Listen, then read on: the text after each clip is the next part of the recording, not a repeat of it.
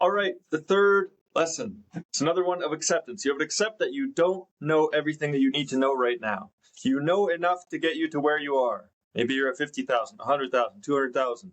To get to 1,000,000, there's a whole span of what you don't know yet. You have to accept that. You have to be open and willing to learn. This also ties back to shifting your identity because you have to become a reader. Okay? Look at the top 3% of the income earners in the world. You know, people commonly complain, oh, the 97% and the 3%. The 3% read at least 50 books a year.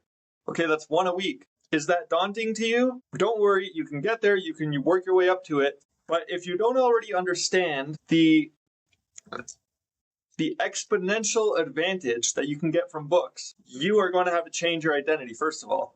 One of them is going to come down to, oh, I don't have enough time for that. No, you do have enough time for what you prioritize. You might have to change your priorities. You're going to have to cut some things out. Maybe you're not watching the game anymore on Sundays. Maybe you're not having that beer after work. Maybe you're sitting down to read, or you're waking up half an hour earlier. And it's so important that you read because you can go into any segment of your industry, right? It could be your specific industry, sales, marketing, systems, leadership, coaching, developing people, branding, marketing, sales. There's so many, and you can get an expert, 30, 40 years of their life. They condense it. They spent years. So most people spend 2, 3, 4 years writing a book, condensing all of the knowledge that they have, densely packed. It's this dense source of information. And you can read that book and learn all the lessons over those 40 years so that you don't repeat them. You don't have enough time in your life to make the mistakes on your own.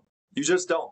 You're never going to. So if you want to get beyond the level you've been at, you're going to have to be open to learning, open to changing the way that you do things and saying, oh, I had this frame of mind that I previously thought of solutions in this way and I thought I was right. And no, the real answer is entirely different after reading from somebody who's done exactly what you want to do before. So you're going to start reading. You don't have to read paper. You can get Audible. You know, if you're still on the tools, if you're on job sites, if you're driving around, get Audible, start listening to audiobooks. This is going to be nonfiction. And what you want to read is wherever you're stuck. Don't read a book by a billionaire on how to manage a company with 2,000 employees. That's not helpful to you if you have 2 employees. So look for your bottleneck. This is a whole nother training, is the theory of constraints and identifying bottlenecks. But if you're having problems because there isn't enough leads coming in, first, check that that's actually the problem, and it's not that you can't sell or your product sucks. So if your real problem is that you're not getting enough leads, then go find a book, Alex Hormozi, $1 Million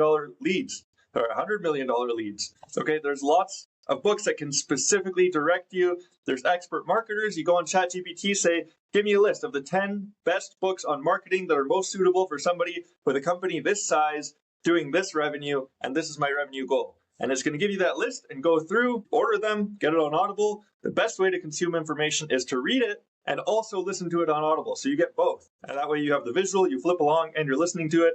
There's 2 types of input, which is going to stick it in your brain. But at the very least, just consume the book, okay?